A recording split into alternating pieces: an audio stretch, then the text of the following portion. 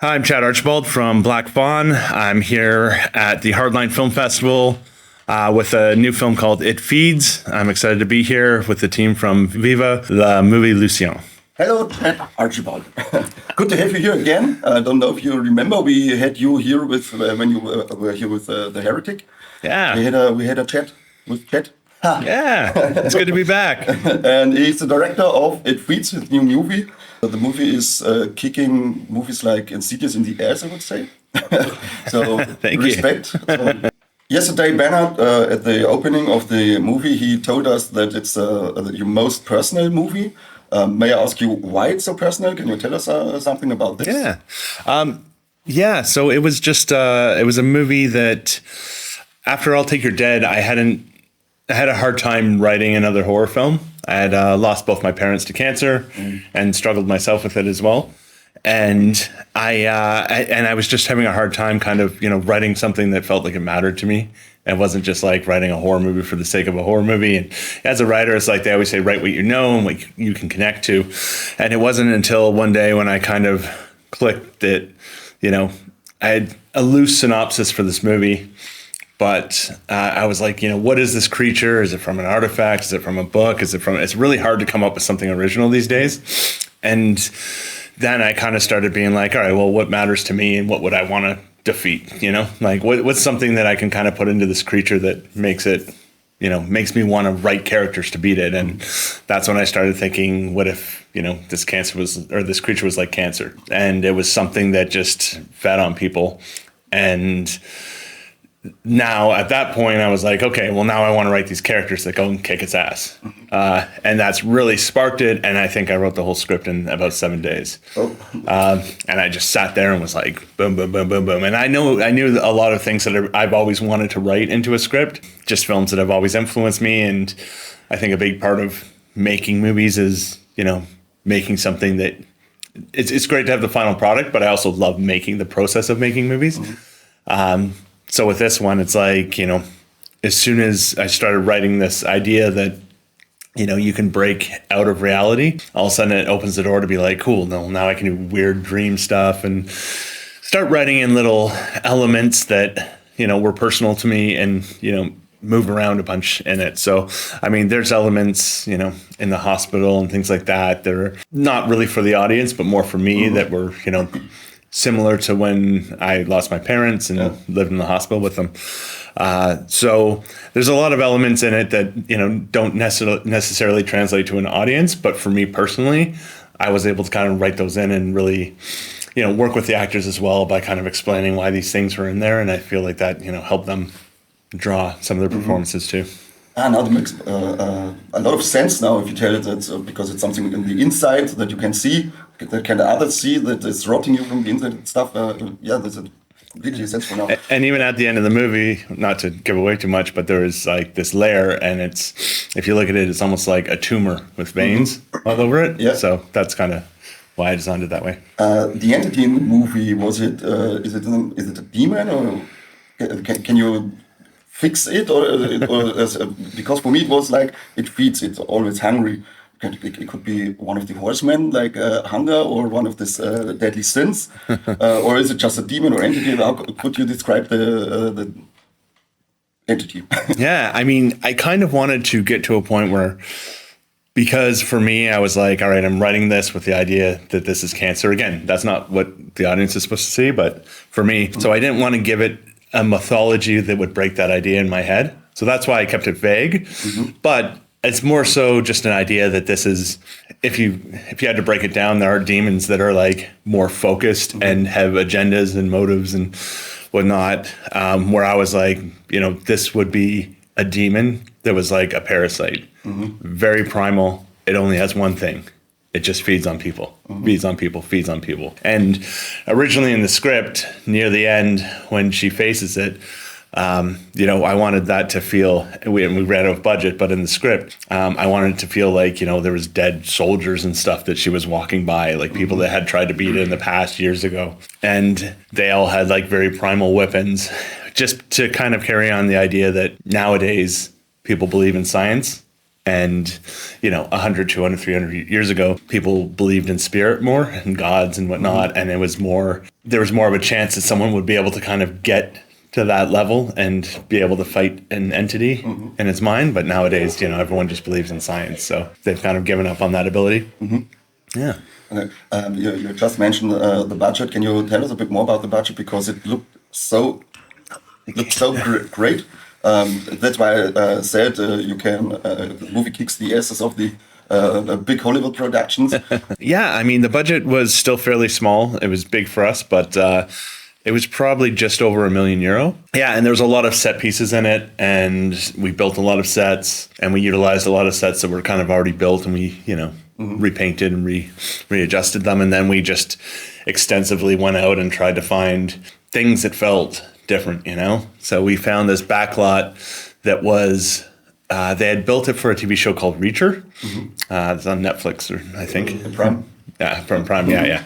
So they had built this entire town in the middle of a field in the middle of nowhere. So it's like you drive down this dirt road, you go through this like weird gate, and you drive through a forest, and then all of a sudden there's just like this town. And you drive in, and everywhere you look, it's like, wow, I'm just in the middle of this town. There's a fountain and barber shops and a little diner and a police station and everything. But as soon as you walk in any of the doors, it's just like a facade. It's like 2x4s. So there's nothing in any of it. But they had this house that was on the outskirts of it, and it just like sat in a field, and like, no one had cut the grass or anything like that. So it was all overgrown. And I was like, this is amazing. So we brought in some white picket fence and things like that. And then, put a big light up over top of it, and it suddenly became something that was like a very dreamy house that just felt like, almost like, where do you even find that?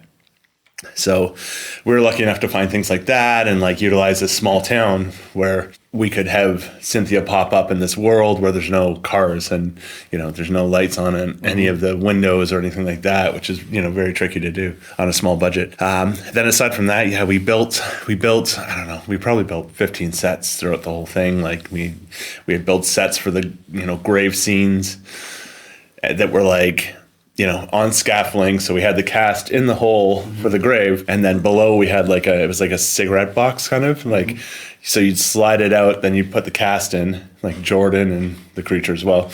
And then like slide this thing shut and then climb up a ladder, go in the grave. And then they'd have to, pull off the boards and reveal the cast underneath. So it was a lot of fun putting those together because I also love building sets. But Coach's office was another one. The interior of that weird, creepy house in the field, we had to build that all because there was nothing inside it. It was the same, like there wasn't even a hinge on the door. We had to put hinges on the door so she could pretend to walk in. So yeah, a lot of set pieces in it for sure. Yeah, and also the makeup of the creature looked amazing. Who did the design? Was it your vision that the creature has to look like this? And how long did it take to put on the makeup? Yeah, it took about 5 hours, I think, to put on the makeup every time. And it was so funny because Brooklyn, who is the actress who played the creature, she would come in like before anyone even got to set. She'd be in makeup for 5 hours. She'd come downstairs and we'd do like one shot with her. And then she'd have to go in like 3 hours to take it all off. Because the creature pops up every so often throughout the movie, but only for like a second, So it's like really you only get one shot and then you send them back up. So it was a lot of work, but as far as designing it, we had gone through a couple different looks for it, and we had done her up in full makeup as makeup tests. And I knew I wanted the creature to be creepy and scary, but also kind of make sense with what it is. Like I wanted it to feel like it was starving. I wanted it to have sunken eyes. I wanted it to have like, its veins protruding and stuff. Like I wanted it to be able to look at it and be like, this thing's hungry. This thing, like all it wants to do is eat, and it never, gains weight or anything. It's always just starving, So we went through a couple designs, and then the final one we were very close to shooting, and I had kind of photoshopped together a bunch of different things that I really, really liked. It looked like a weird ransom note, it was like all these different pictures of stuff kind of put together. And then I had kind of drawn over a little bit and sent it in. And then we had someone do the final version of it. But it wasn't until the first day of shooting that we actually saw her in the full thing. So at that point I was like, oh my God, please work, please work, please work. And I went up there and I was like, oh, yes. And then, but even then it was like darker, we're going to do this, we're going to have certain things. So we were still designing it right up to the moment that she came down and everyone saw it for the first time. We, moments later we shot it and then, sent her back up and take it all off. The movie got some really great jump scares. It was the fourth screening here in Heartland. Fourth one, yeah. Were the reactions for the screenings? Did you watch the audience? There are many jumps. Yeah, we the first screening of it ever was like a week ago. So it's been a fun week to kind of jump around and see the movie with different audiences in different countries. And yeah, I mean, I've been done this movie for about a year and we haven't been able to show anyone. It's just been in sales and kind of, getting ready. So finally being able to go with an audience and just like sit in the back and watch and be like, okay, when are people going to laugh and when are people going to jump? Because there are a lot of laughs in it too. Like I wanted it to be a fun movie to go through, and there's some dark themes in it, but it's like, I wanted to find that right tone so that you could watch it, be scared, feel the suspense, the jumps, but also like laugh when you want and have a fun ride while you're doing it. But yeah, oh my gosh, this is the first film that I've done that I've been like, man, we're going to scare the crap out of people. Mm-hmm. And being able to sit in a theater and watch everyone squirm it's pretty fun. Yeah, I believe that I had myself a real big jump scare for me. This was, I say to my colleagues, you get one for this. Because it cost 5 years of my life.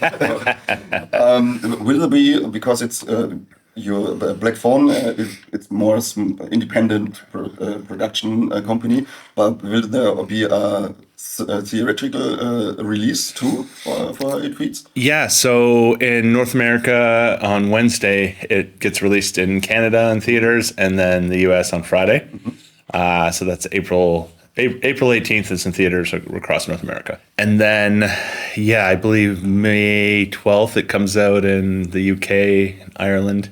Panda Storm picked it up for Germany, mm-hmm. and they're releasing it this fall.